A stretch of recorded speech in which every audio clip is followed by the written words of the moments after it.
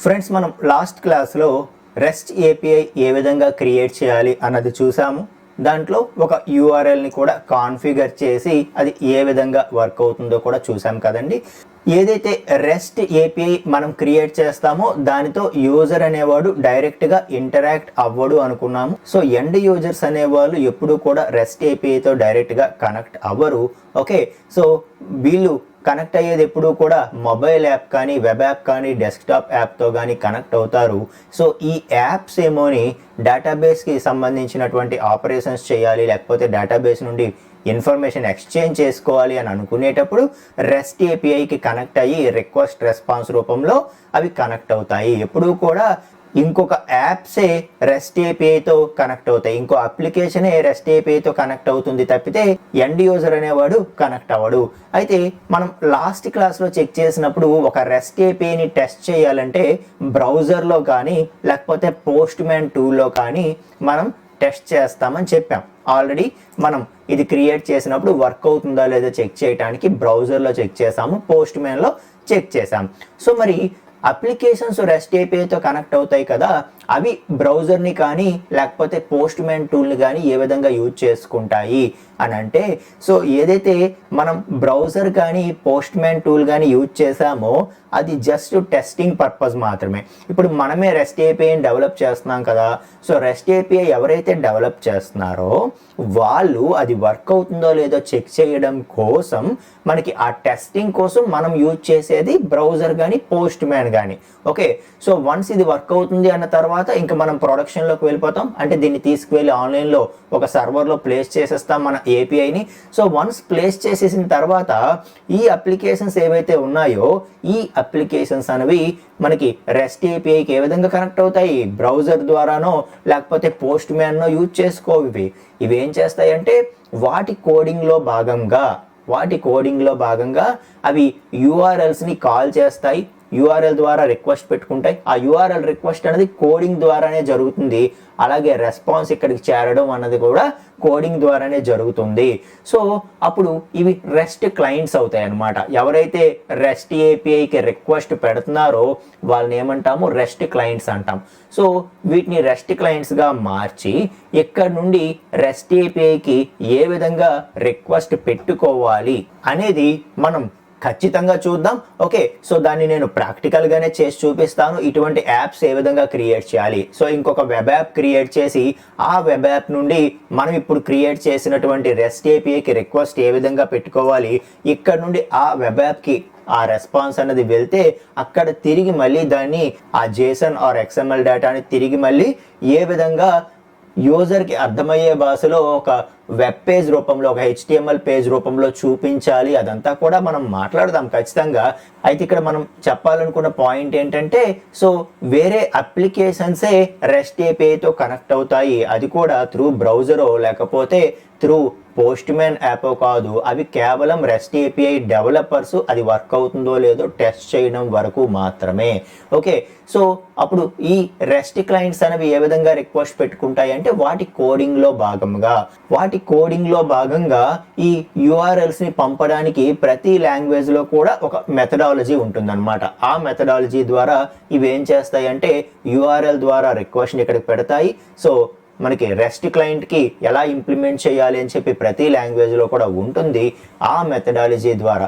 ఎందుకంటే మనకి ఇప్పుడు ఈ రెండు డివైడ్ చేస్తాం. ఇప్పుడు రెస్ట్ ఏపీఐ మనం జావాతో డెవలప్ చేయొచ్చు, ఈ అప్లికేషన్స్ అనేవి వేరే దాంతో డెవలప్ చేయొచ్చు. ఓకే, ఇది ఇప్పుడు సేమ్ టెక్నాలజీ జావాతో డెవలప్ చేయాలని లేదు. అలాగే రెస్ట్ ఏపీఐ పిహెచ్పితో డెవలప్ చేయొచ్చు, ఈ అప్లికేషన్స్ అనేవి జావాతో చేయొచ్చు. అలాగా మనకి ఇప్పుడు రెండిటికి కూడా ఫ్రీడమ్ వచ్చేసింది అనమాట. సో మనం దీన్ని ఏ టెక్నాలజీ యూజ్ చేసైనా డెవలప్ చేయొచ్చు, దీన్ని ఏ టెక్నాలజీ యూజ్ చేసైనా మనం డెవలప్ చేయొచ్చు. సో ఏ టెక్నాలజీ యూజ్ చేయని ప్రతి టెక్నాలజీలో కూడా మనం ఒక రెస్ట్ ఏపీఐకి ఏ విధంగా రిక్వెస్ట్ పెట్టుకోవాలి అనేది ఒక మెథడాలజీ ఉంటుంది. ఆ మెథడాలజీ ఫాలో అయ్యి కోడింగ్ రూపంలోనే ఇవి రిక్వెస్ట్ పెట్టుకుంటాయి. తిరిగి వచ్చినటువంటి రెస్పాన్స్ని కోడింగ్ యూజ్ చేసుకునే మళ్ళీ తిరిగి యూజర్కి అర్థమయ్యే భాషలో ఇవి మార్చుకుంటాయి. ఓకే, సో అది వీటి యొక్క రెస్పాన్సిబిలిటీ. అది ఎలా చేయాలో కూడా మనం ఖచ్చితంగా చెప్దాము. ఎండ్ టు ఎండ్ ప్రతిదీ కవర్ చేస్తాం మనము. ఓకే, అయితే ఈ మెయిన్ కాన్సెప్ట్ అనేది మీరు అర్థం చేసుకోండి అని చెప్తున్నాను అనమాట. Okay, right. సో మొత్తానికి మనం ముందు రెస్ట్ ఏపీఐ డెవలప్ చేసే స్టేజ్లో ఉన్నాము. ముందు దాన్ని డెవలప్ చేసి మనం ప్రతిదీ కూడా టెస్ట్ చేద్దాము.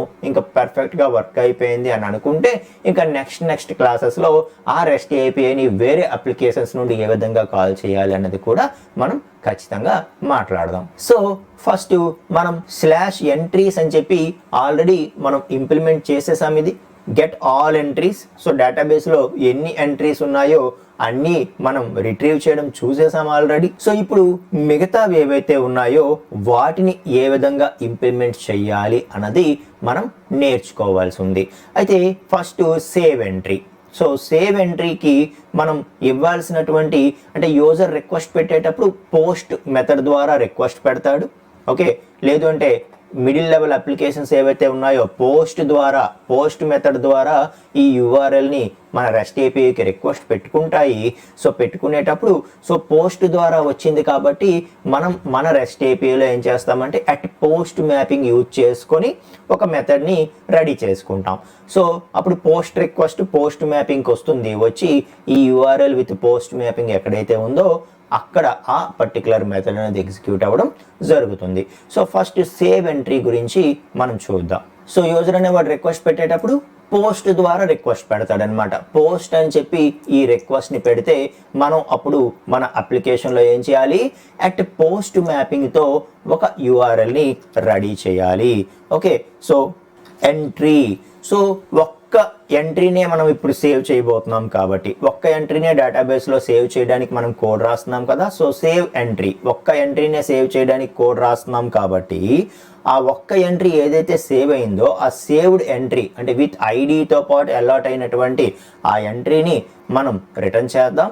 ఓకే, సో సేవ్ ఎంట్రీ అంటాను. ఈ మెథడ్ నేమ్ ఏదైనా ఇవ్వచ్చు కదా, మన ఇష్టం. ఓకే, సో సేవ్ ఎంట్రీ అంటాను అని ఇప్పుడు ఈ మెథడ్ని మనం ఏం చేయాలండి, మ్యాపింగ్ చేసేటప్పుడు పోస్ట్ మ్యాపింగ్తో మనం ఇవ్వాల్సి ఉంటుంది. సో పోస్ట్ మ్యాపింగ్తో ఇస్తే మనకి రిక్వెస్ట్ పోస్ట్ ద్వారా వచ్చినప్పుడు ఆటోమేటిక్గా పోస్ట్ మ్యాపింగ్కి అది ఫార్వర్డ్ అవ్వడం జరుగుతుంది. సో యూఆర్ఎల్ ఏమి ఇవ్వాలి, దీనికి కూడా same /entry/. So same URL ఇస్తాము, కాకపోతే ఇక్కడ గెట్ మ్యాపింగ్, ఇక్కడ పోస్ట్ మ్యాపింగ్. గెట్ రిక్వెస్ట్ వచ్చేటప్పుడు ఇది ఎగ్జిక్యూట్ అవుతుంది, పోస్ట్ రిక్వెస్ట్ వచ్చేటప్పుడు ఇది ఎగ్జిక్యూట్ అవుతుంది. అయితే పోస్ట్ రిక్వెస్ట్ అంటే ఏంటి, ఒక కొత్త ఎంట్రీని డేటాబేస్లో సేవ్ చేయడం. సో ఇప్పటి వరకు లేని ఒక కొత్త ఎంట్రీని డేటాబేస్లో సేవ్ చేయడం కోసం పోస్ట్ రిక్వెస్ట్. మరి ఏం స్టోర్ చేయాలో ఆ ఎంట్రీ డేట్ కావచ్చు, డిస్క్రిప్షన్ కావచ్చు, యూజర్ ఐడి కావచ్చు మనం పాస్ చేయాలి కదా. ఐడి అయితే అది పాస్ చేసుకుంటుంది, బట్ రిమైనింగ్ 3 మనం పాస్ చేయాలి కదండి. సో అవి పాస్ చేయాలంటే ఏ విధంగా పాస్ చేస్తాము, రిక్వెస్ట్ ద్వారా. ఇక్కడ బాడీ ఏదైతే ఉందో సో ఆ రిక్వెస్ట్ బాడీ ద్వారా దాన్ని మనం పంపిస్తాము. సో రిక్వెస్ట్లో మనం ఏం చెప్తున్నాము, ఈ రిక్వెస్ట్తో పాటు యూఆర్ఎల్ ఏంటో చెప్తున్నాము, ఏ మెథడ్ ఫాలో అవ్వాలో చెప్తున్నాము. ఓకే, సో మెథడ్ ఫాలో అవుతున్నాం కాబట్టి పోస్ట్ మెథడ్ అన్నాం కాబట్టి డేటా సేవ్ చేయాలని దానికి అర్థమవుతుంది. సరే, మరి సేవ్ చేయాల్సిన డేటా ఇవ్వు అని మనకు అడుగుతుంది కాబట్టి ఇక్కడ బాడీ అని ఏదైతే ఉందో ఇది రిక్వెస్ట్ బాడీ అనమాట. సో రిక్వెస్ట్తో పాటు మనం పంపించాల్సిన బాడీ పార్ట్ని ఇక్కడ రాస్తాం. డేటాని ఎలా పంపిస్తాం మనము, ఇక్కడ రా క్లిక్ చేసుకొని మనం జేసన్ రూపంలో పంపించాలనుకుంటున్నామా, లేకపోతే XML రూపంలో పంపించాలనుకుంటున్నామా, ఏ రూపంలో పంపించాలనుకుంటున్నాము అన్నది మనం ఇవ్వచ్చు అనమాట. ఇప్పుడు ఫర్ ఎగ్జాంపుల్ మనం జేసన్ రూపంలో పంపించాలనుకుంటున్నాం. సో ఎప్పుడైతే బాడీ అని చెప్పి ఈ విధంగా ఇచ్చానో ఇప్పుడు మనం ఏం చేస్తామంటే ఈ విధంగా మనం ఒక జేసన్ డేటాని క్రియేట్ చేసుకుంటాం.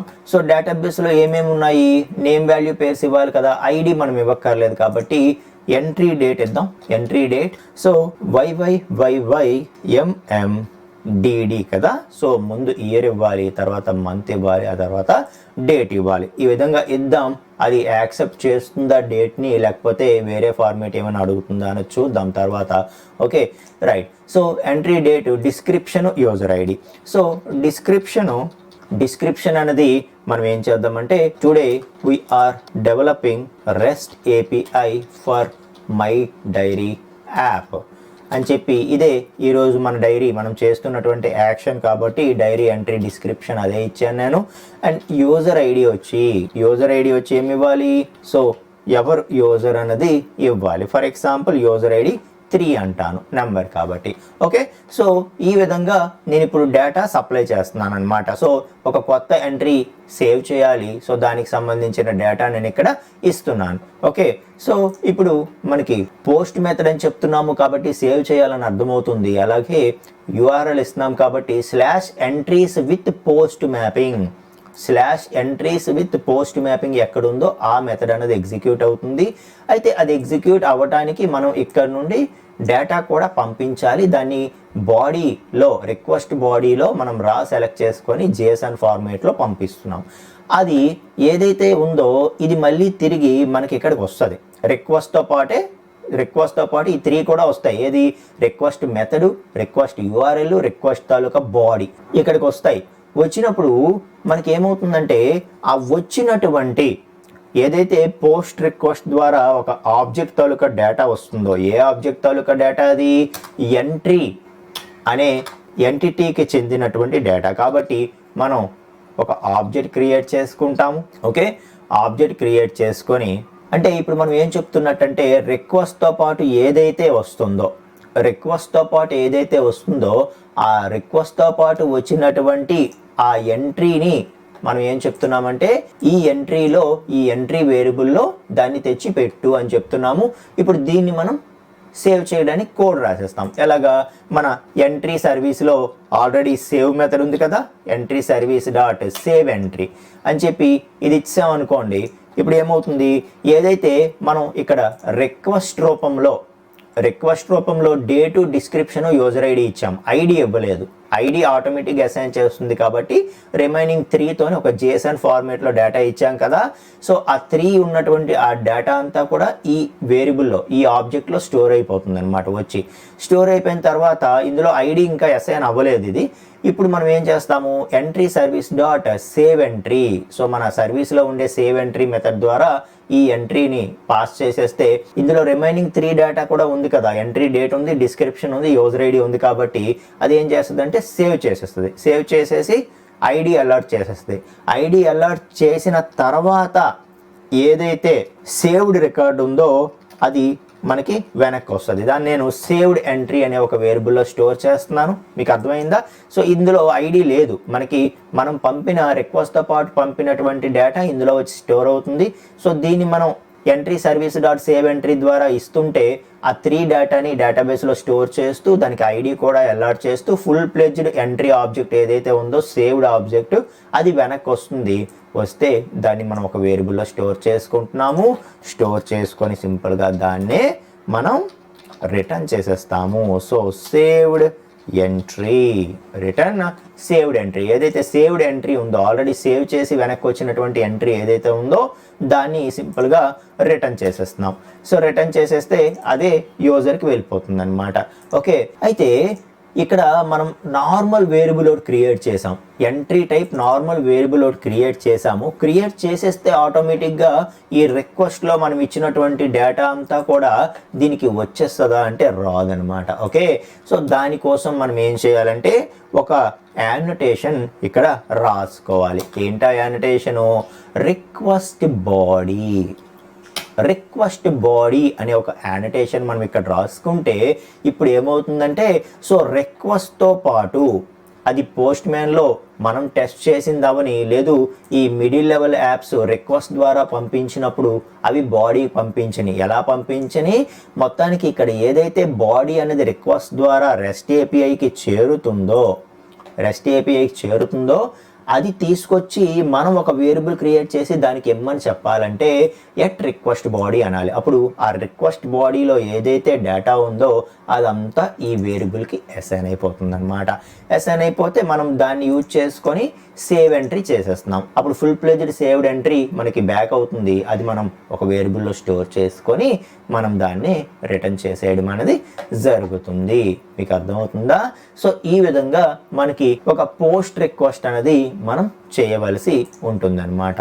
Okay, right. సో సేవ్ చేస్తున్నాను. సో సేవ్ చేసి ఇప్పుడు టెస్ట్ చేద్దామా మనం. సో నేను run as spring boot app చేస్తాను. So started, right. ఇప్పుడు మనం రిక్వెస్ట్ అనేది పెట్టవచ్చు. ఎప్పుడైతే మెథడ్ పోస్ట్ ఇస్తూ రిక్వెస్ట్ పెడుతున్నాము కాబట్టి అట్ పోస్ట్ మ్యాపింగ్కి వస్తుంది. Okay, at post mapping with same URL ఏదైతే మ్యాచ్ అవుతుందో అక్కడికి వస్తుంది. ఆ మెథడ్ ఎగ్జిక్యూట్ అవుతుంది. అయితే మనం ఇక్కడ ఏదైతే జేసన్ డేటా ఇచ్చామో ఆ జేసన్ డేటా అనేది రిక్వెస్ట్ బాడీ ద్వారా ఇచ్చాం కాబట్టి అదంతా కూడా ఈ వేరియబుల్కి అసైన్ అయిపోతుంది. అయితే మనం జేసన్లో ఇచ్చింది మళ్ళీ తిరిగి ఆబ్జెక్ట్లోకి ఎలా స్టోర్ అవుతుంది, లేకపోతే ఆ క్లాస్ తాలూకా వేరియబుల్లోకి ఎలా స్టోర్ అవుతుంది అంటే మళ్ళీ ఇక్కడ ఎవరు పార్టిసిపేట్ చేస్తారు? జాక్సన్.